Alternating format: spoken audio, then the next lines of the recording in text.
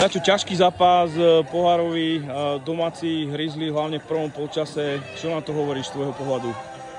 Tak super, od začiatku bol veľmi pri chuti, lebo boli motivovaní, že hrajú proti takému superovi, ako sme my vlastne. Martin z 3. ligy a od začiatku ukazovali, že chcú hrať dobrý výsledok. Snažili sa nás aj presovať a mali sme to veľmi ťažké v prvom polčase. A vlastne do vedenia sme sa dostali až druhý polčas, na začiatku druhého polčasu. No a potom sme si to vlastne poistili druhým gólom, ale fakt veľmi náročný zápas. Ty si bol vlastne strelec toho víťazného gólu na 1-0. Ako vidíš tú situáciu pred tým gólom? Dostal si výbornú nahrávku do 16-ky.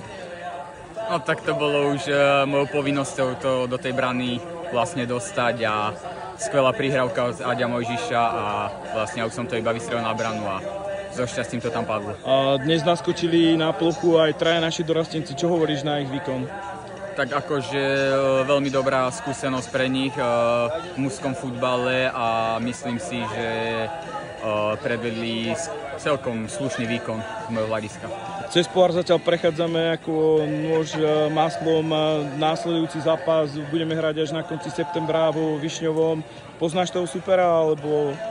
No, moc ich akože nepoznám, ale je to vlastne dedina blízko Žiliny a tí ľudia to tam budú podľa mňa burcovať a bude to tam veľmi náročné.